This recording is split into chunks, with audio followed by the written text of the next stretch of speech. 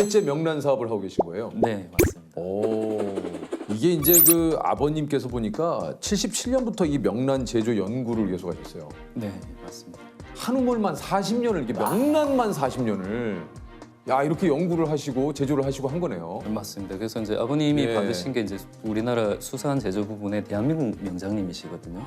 그래서 이제 이거는 그 정부에서 사실 공식적으로 인정해주는 명장님이신데 수산 제조 분야의 대한민국 명장은 아버님 최초셨고 아버님 이제 3년 전 돌아가셨는데 아 그러셨군요. 예, 지금도 대한민국 명장은 없습니다. 그걸 사실 이어서 지금 저 하시는 거 네, 아니에요? 맞습니다. 이 명란이 어디서 시작이 된 음식이에요? 원래 명란은 우리나라가 원조입니다. 아 그래요? 그래요? 예. 우리도 뭐 명란을 많이 먹긴 먹습니다만 일본이 워낙 많이 먹잖아요. 이제 일본이 이제 우리보다 시장이 한 10배 정도 크다라고 아. 예, 이야기를 하거든요. 전 세계 시장의 한 80~90% 일본이 차지하고 있으니까 일본이 원조다 이렇게 예. 얘기를 하는데 실제로는 원조는 우리나라고. 아 명란이 네. 우리가 원조군요.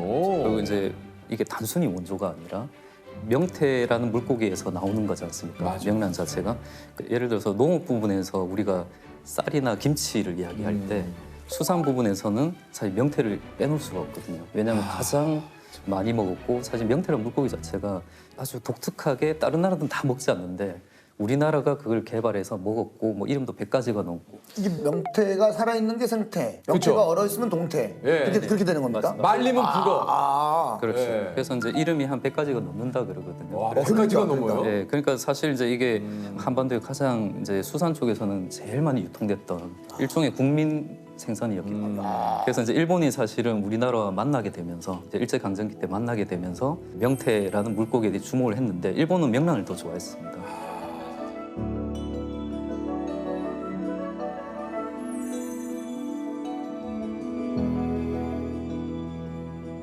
그래서 이제 일본 사람들은 명란을 가져가고 자기들은 명태를 잡아서 한국으로 또 수출하고 이제 이런 되게 재미있는 서로 간의 교류가 좀 있었죠. 17세기 말 숙종 때 문신이었던 최창대가 쓴 수성가를 보면 어부들 날마다 잡아온 명태여 상과 같이 쌓여서 셀 수 없네 300냥이 바로 500냥 되니 매일 영서상인에게 팔린다네 라는 이런 시구절이 또 있다고 하고요. 아니 그 이제 명란이 한국이 원조라는 역사를 알리기 위해서 문헌 조사를 좀 많이 하셨다고 그래요? 사실 이제 역사 어떻게 보면 이제 역사적인 기록을 정리하는 작업, 이제 역사적인 기록을 또 모으는 작업, 또 원문을 좀 보고 싶어가지고 이제 그런 작업을 조금 했습니다. 일종의 이제 그러셨군요. 아카이빙 작업인데 네. 저희가 회사 비용을 들여서 저희가 진행을 좀 했습니다. 이게 좀 뭐 이런 게 있어요.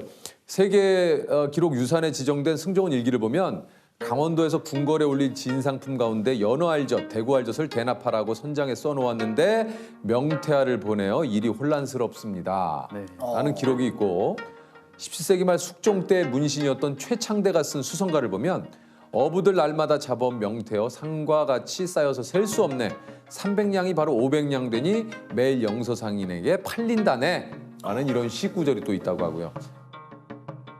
네, 맞습니다. 그래서 이제 그 자료 중에 아까 승정원 일기는 전 세계에서 가장 최초로 명란에 대한 기록이 나오는 이제 문서입니다. 그 자체가. 그래서 이제 맨 처음에 이제 연화를 보내라고 돼 있는데 없어서 이제 대구알 보내도 된다 보냈다. 했는데 근데 실제로 도착한 거 보니까 명태알. 명란이다. 그 당시부터 이제 명란이 되게 흔했다라고 이제 이야기가 되고 그리고 이제 최창대 같은 경우에는 상까지 쌓였다는 게 이미 1691년 자료에 나오거든요. 그러니까 이때는 그 명태가 진짜 많이 잡혔나 봐요.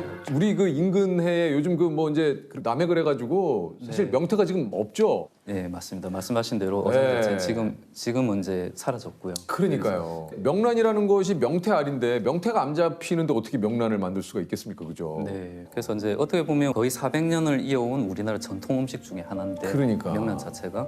근데 이제 이게 일본에 넘어가서 국민 음식이 됐는데 우리나라에서는 사실 전통을 이어오지 못했습니다. 근데 이제 그 가장 큰 이유 중에 하나가 이제 분단과 전쟁이 하나이고요. 분단과 전쟁 때문에 서로 간의 기억과 교류가 끊기면서 그래 됐던 이유가 하나 있고 또 하나는 말씀하신 대로 남북 간의 사실 경쟁적인 남해 이것도 그러니까요. 이제 전쟁의 영향일 수는 있는데 서로 너무 이렇게 경쟁을 잡다 보니까 어장이 없어져서 제가 사실 2006년도 들어왔을 때 명란 제가 보고 받았던 느낌이 뭐였냐면 폐허 내지는 황무지 그러니까 우리나라 명란 시장이 너무 그러니까요. 없어서 그래서 이제 저희 아버님이 계속 이제 수출 중심으로 비즈니스 해왔던 이유도 명란 시장이 없어서 이제 아버지에게 물려받은 것이 있다면 뭐가 있으실까요?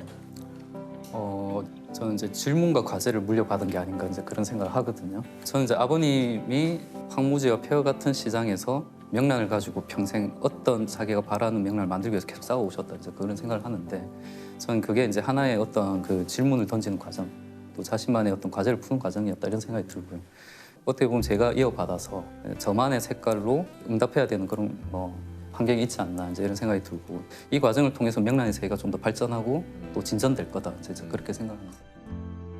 아버님은 또 하늘나라 가면 또 만날 거니까 그때 이제 아버님께서 이제 참 잘했다 수고했다라고 하는 이야기를 꼭 들을 수 있도록 그게 이제 또 제 목표 중에 하나기도 하고 이제 그런 마음으로 사실은 일을 하고 있고 또 이렇게 살아가고 있고 그렇습니다.